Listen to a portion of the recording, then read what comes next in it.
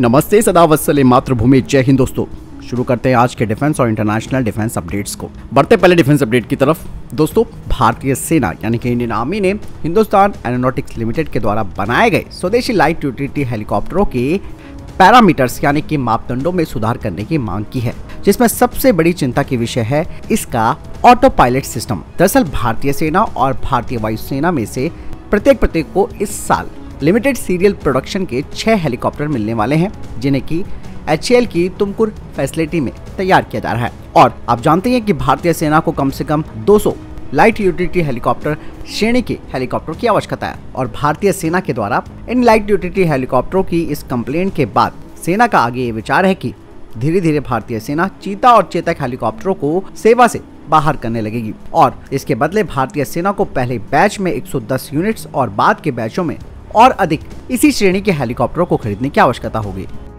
बढ़ते हैं next defence update की तरफ। दोस्तों इतिहास में पहली बार भारत और रोमानिया ने रक्षा सहयोग पर एक संधि पर साइन किए हैं और दोनों देशों के द्विपक्षीय संबंधों के इतिहास में ये पहली बार है कि इस क्षेत्र में सहयोग समझौते पर ये साइन किए गए हैं। भारत की अपनी यात्रा के दौरान रोमानियाई विदेश मंत्री ने काला सागर और भारत प्रशांत क्षेत्र में सुरक्षा स्थिति, बहुपक्षीय सहयोग पर चर्चा की और साथ ही साथ दोनों देशों ने साइबर रक्षा, प्रशिक्षण और शिक्षा और कम्युनिकेशन जैसे अन्य क्षेत्रों में द्विपक्षीय सहयोग की संभावनाओं पर भी बातचीत की है।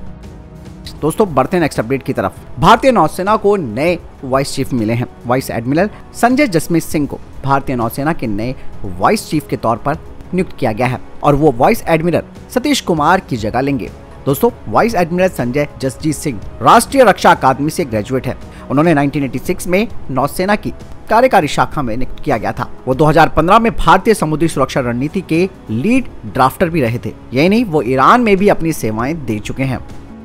बढ़ते हैं नेक्स्ट अपडेट की तरफ। दोस्तों प्रधानमंत्री नरेंद्र मोदी ने भोपाल में संयुक्त कमांडर सम्मेलन 2023 के समापन सत्र के दौरान सशस्त्र बलों की सुरक्षा स्थिति और परिचालन तैयारियों की समीक्षा की और इस दौरान प्रधानमंत्री जी के साथ CDS जनरल अनिल चौहान भी थे। इस मौके पर PM मोदी ने राष्ट्र निर्माण और मित्र देशों को मानवीय सहायता और आपदा राहत सहायता प्रदान करने में अहम भूमिका निभाने के लिए सशस्त्र बलों की सराहना की। साथ ही इस बात पर भी जोर दिया कि सशस्त्र बलों को आवश्यक हथियारों और तकनीकों से लैस किए जाने के लिए सभी कदम उठाए जा रहे हैं। बढ़ते नेक्स्ट अपडेट की तरफ। दोस्तों हिंद प्रशांत क्षेत्र यानी कि इंडो पैसिफिक क्षेत्र में चाइना को सबक सिखाने के लिए जापान और भारत ने श्रीलंका से हाथ मिलाया है। दोनों देशों ने रणनीतिक रूप से महत्वपूर्ण इंडो पैसिफिक क्षेत्र में क्षेत्रीय संपर्क को मजबूत करने के लिए श्रीलंका के साथ सहयोग पर संयुक्त तौर पर सहमति जताई है। दरअसल अमेरिका, भारत और कई अन्य वैश्विक महाशक्तियां एक स्वतंत्र, खुले और उन्नत हिंद प्रशांत क्षेत्र की जरूरतों के बारे में बातें कर रही है और चाइना लगातार अपनी आक्रामकता को इस क्षेत्र में बढ़ा रहा है।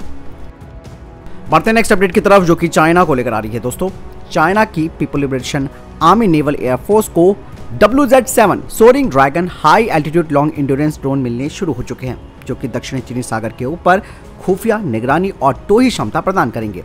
और यही नहीं, इनका इस्तेमाल चाइना हिंद प्रशांत क्षेत्र में भी करेगा।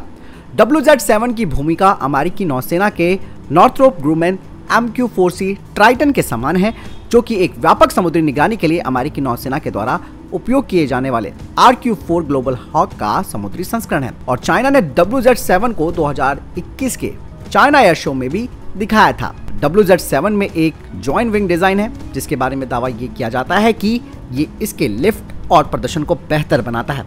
WZ-7 एक WP-13 टर्बोजेट इंजन के द्वारा संचालित है, जो ड्रोन के पीछे लगा हुआ है और इसके एयर इनटेक को माउंट किया गया है इसके फ्यूजलाज के अपर सेक्शन में। इस ड्रोन की अधिकतम सीमा 7000 किलोमीटर है। क्रूज स्पीड है 750 किलोमीटर प्रति घंटा। बढ़ते हैं नेक्स्ट अपडेट की तरफ जो कि नेपाल को लेकर आ रही है। दोस्तों नेपाल के प्रधानमंत्री पुष्प कमल दहल प्रचंड भारत आने वाले हैं और इस दौरान नेपाल ने भारत के साथ 25 सालों के बिजली बिक्री समझौते पर हस्ताक्षर करने की योजना बनाई है।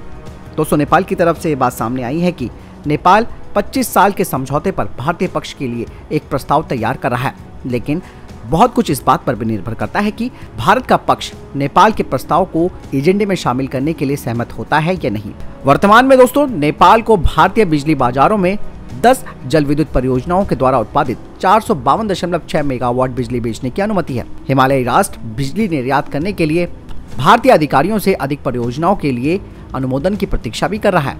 और यही नहीं दोस्तों, ये भी कहा जा रहा है कि भारत उन परियोजनाओं से बिजली खरीदने से इनकार कर रहा है जिसमें कि चीनी इन्वेस्टमेंट है या फिर चीन के ठेकेदार इसमें शामिल है। दरअसल दोस्तों, नेपाल बरसाती मौसम में अधिक बिजली पैदा करता है जो कि सरप्लस के तौर पर होती है, जबकि सर्दियों के मौसम में भारत से वो बिजली खरीदता है। बढ़ते हैं नेक्स्ट अपडेट की तरफ। दोस्तों, पाकिस्तान के पूर्व प्रधानमंत्री इमरान खान ने एक बड़ा दावा किया है। उन्होंने कहा कि पूर्व सेना प्रमुख कमर जावेद बाजवा ने उन पर भारत के साथ दोस्ती बहाल करने के लिए दबाव डाला था और जनरल बाजवा भारत के साथ दोस्ती करना चाहते थे और इसके लिए इमरान खान पर वो दबाव बनाते थे। इमरान खान ने कहा कि बाजवा ने एक दिन कुछ कहा और अगले दिन वो मुकर गए। सेना के प्रति उनकी जवाबदेही होनी चाहिए।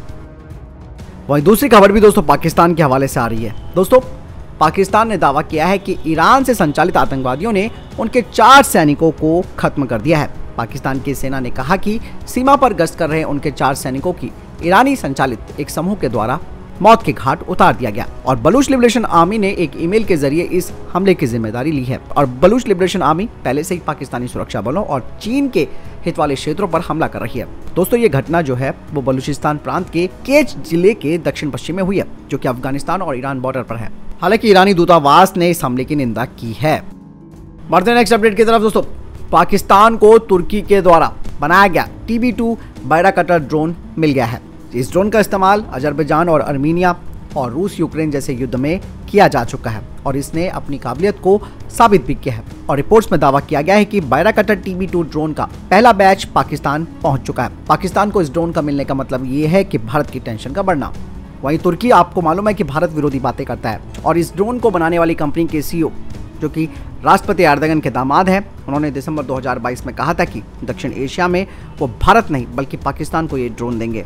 दोस्तों, पाकिस्तान को मिलने वाला ये जो ड्रोन है वो एक एडवांस आईसा रडार सिस्टम से लैस है जो कि हाई रेजोल्यूशन तस्वीरें तक प्रदान कर सकता है। साथ ही इसके रडार के जरिए ड्रोन एक ही समय पर कई लक्ष्यों पर टारगेट भी कर सकता है। दोस्तों, पाकिस्तान को मिलने वाला ये ड्रोन 1300 किलोग्राम से ज्यादा का हथियार अपने साथ ले जा सकता है। ये ड्रोन हवा से जमीन पर मारने वाली मिसाइल, कई गाइडेड विस्फोटक और बम से निशाना लगा सकता है। ये ड्रोन 25,000 फीट की ऊंचाई तक उड़ान भर सकता है। इसके अलावा ये 27 घंटे हवा में रह सकता है। विमान ऑटोमेटिक तरीके से लैंडिंग और टेक ऑफ करने में सक्षम है और इसे 300 किलोमीटर दूर से ऑपरेट किया जा सकता है। इस वक्त 14 देश तुर्की के इस ड्रोन का इस्तेमाल कर रहे हैं। यानी कि दोस्तों, भारत को अब अपने एयर डिफेंस सिस्टम को मजबूत करना पड़ेगा, क्योंकि पाकिस्तान, आपको पता ही है कि ड्रोन भेजने में माहिर है और एयर डिफेंस सिस्टम ही इन ड्रोन को मार गिराने का एक कारगर उपाय है, जो कि खास करके कॉम्बैक्ट ड्रोन होते हैं।